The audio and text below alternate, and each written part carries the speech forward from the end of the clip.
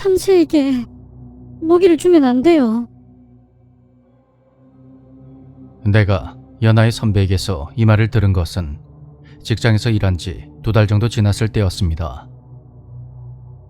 당시 요양원에 취직한 지 얼마 되지 않았던 나에게 A는 선배로서 이런저런 일을 많이 도와줬습니다. 나이 많은 후배를 대하기가 쉽지가 않았을 텐데 그녀는 늘 친절하게 업무를 알려줬었죠. 우리는 동물을 좋아한다는 공통점이 있어서 금방 친해질 수 있었고 주변 사람들이 보기에도 나름 좋은 관계를 유지했습니다. 그런데 늘 웃는 인상이었던 그녀가 어느 날은 진지한 얼굴을 하고 저런 말을 했던 것입니다. 참새에게 먹이를 주면 안 된다고 말이죠.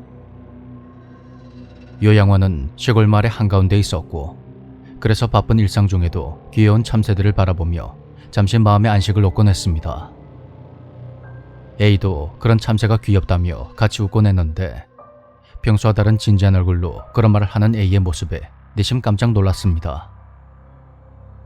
먹이를 주지 말라는 건 새똥으로 주변이 지저분해져서 그러는 건가 하고 생각했는데 그 다음으로 이어진 A의 말을 난 전혀 이해할 수가 없었습니다. 잡혀버리니깐요. 설마 먹이를 줘서 참새들이 모이면 누가 와서 잡아갈까 걱정이라도 하는 건가 싶더군요. A는 또다시 진지한 얼굴로 그 말에 대한 이유를 알려줬습니다. 전에 요양원에서 같이 일했던 A의 선배가 있었는데 그 사람도 동물을 아주 좋아했다고 합니다. 어느 날 선배가 다이어트를 시작하면서 도시락에 밥을 조금씩 남기기 시작했고 그것을 물에 풀어서 참새의 먹이로 주게 되었는데 처음에는 사람을 경계하던 참새들도 서서히 먹이가 있는 곳으로 다가오며 그 수가 점점 늘어났다고 합니다. 사람들은 그 귀여운 모습을 흐뭇하게 바라보았고 요양원의 관리자들도 그 정도는 묵인해줬다고 하더군요.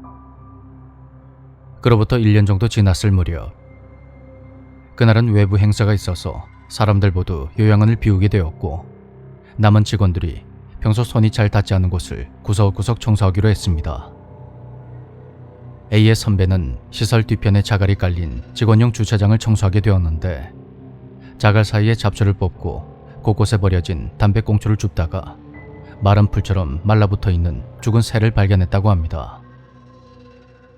참새의 시체일 거라 생각한 선배는 그것을 주차장 화단 옆에 고이 묻어주었고 들고양이가 모이를 먹으러 모여든 참새를 죽인 거라 생각하고 넘겨버렸습니다.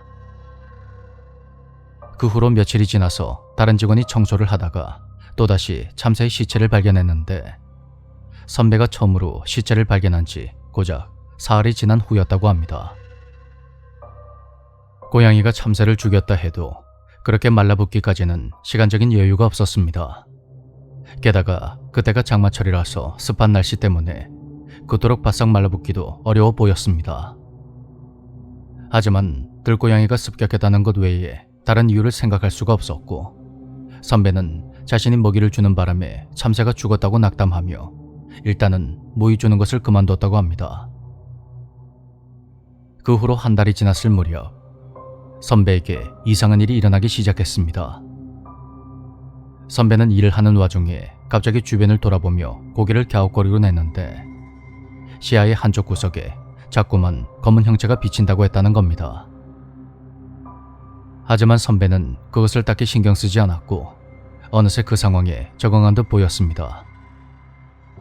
그러던 어느 날 일을 마친 후 직원들이 모여서 퇴근을 위해 각각의 유리창에 달린 셔터를 차례로 닫고 있는데 선배가 셔터를 내리는 순간 누군가 밖에서 그것을 마구 두드렸다는 것입니다.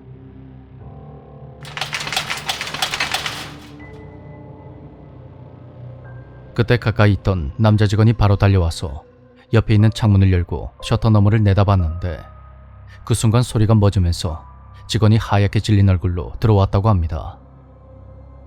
방금 전까지만 해도 분명히 누군가가 셔터를 세게 두드렸는데 그 자리에는 아무도 없었다는 것입니다. 누군가 장난을 치고 도망가는 거라면 적어도 그 뒷모습은 볼 수 있었을 텐데 말입니다. 시설의 내부는 한순간에 조용해졌고 뭐란 말할 수 없는 무거운 분위기만이 감돌았습니다.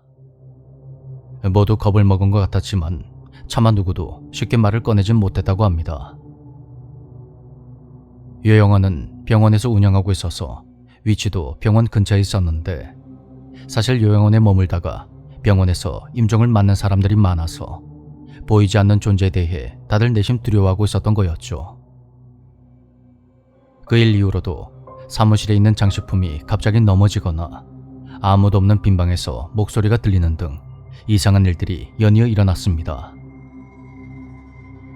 그 후로 다시 시간이 흘러 2달이 채 지나지 않았을 무렵이 되었습니다. 무더위가 한창일 때 직원들은 업무를 마친 후 요양원 내부 청소를 하며 다음날을 준비하고 있었습니다. 업무는 끝이 났지만 여름이라 워낙에 더워서 다들 집으로 돌아갈 때까지 에어컨을 켜두었는데요.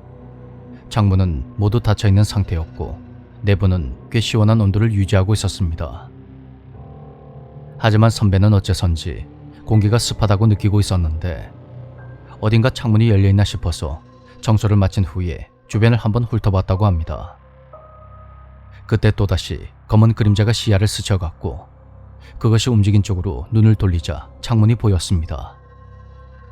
그리고 선배는 그제야 비로소 그 검은 그림자의 정체를 알 수 있었습니다. 사무실 창문 너머에는 참새를 찾아낸 직원용 주차장이 있었는데 검은 그림자가 창문 아래로 모습을 살짝 드러내고 있었던 것입니다. 저게 뭔가 하고 시선을 고정시킨 채 천천히 창가로 다가간 선배는 검은 그림자가 자신을 노려보고 있는 사람의 얼굴이란 걸 알아챘습니다. 코를 창틀에 꽉 눌러붙인 것처럼 안쪽을 바라보고 있던 그 얼굴은 눈부터 그 위쪽만이 보이고 있었는데 긴 머리카락이 젖은 것처럼 얼굴에 찰싹 달라붙어 있었다고 합니다. 감정이라고는 전혀 느껴지지 않는 그 눈이 무서웠던 선배는 온몸에 소름이 쫙 돋으면서 이 녀석이 그동안 참새들을 잡아먹었다는 걸 확신하게 됩니다. 그것의 얼굴은 미끈거리는 피부에 군데군데 초록색이 섞인 황토색이었고 겁이 질린 선배는 큰 소리로 울음을 터뜨려 버렸습니다. 그 소리에 놀란 직원들이 뛰어왔는데 다들 선배의 말을 듣고 겁에 질려서는 뒷정리도 하는 둥 마는 둥 하며 도망치듯 퇴근을 했다고 합니다. A도 당시 그 자리에 있었는데 선배가 말한 얼굴은 전혀 보지 못했다고 하더군요. 다음날 선배는 지금까지 자신이 겪은 모든 일들을 관리자에게 전했고 그 말을 조용히 듣고만 있던 관리자는 뭔가 짐작가는 게 있었는지 어딘가로 전화를 걸었습니다. 그 후로 한동안 몇몇 사람들이 요양원을 오가며 긴밀히 어떤 이야기를 나눴다고 하는데요. 알고 보니 요양원 시설이 원래 민가였던 곳을 허물고 지었다는 것입니다. 집터에는 우물이 있었는데 그것을 메울 때는 일종의 정화의식 내지는 제사를 꼭 지내야 한다고 하더군요. 하지만 시설을 지을 때 그런 과정을 일체 생략해버렸고 요양원이 완공된 직후에 실제로 이상한 일이 종종 있었다고 합니다.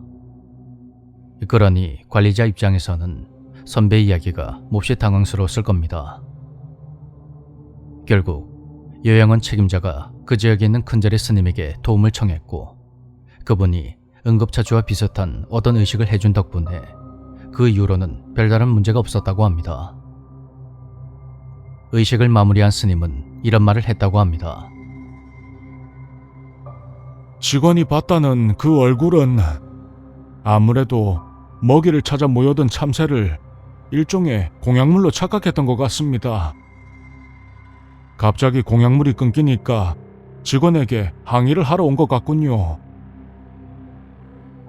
얼굴의 생김새를 미루어 봤을 때 그것은 더 이상 수신이나 용신이 아닌 마귀가 돼버린 것 같습니다. 그것은 억제할 수는 있어도 존재 자체를 완전히 지워버리는 것은 이제 너무도 어려운 일이 돼버렸어요. 어떻게든 살살 달래서 공존하는 수밖에는 방법이 없겠습니다.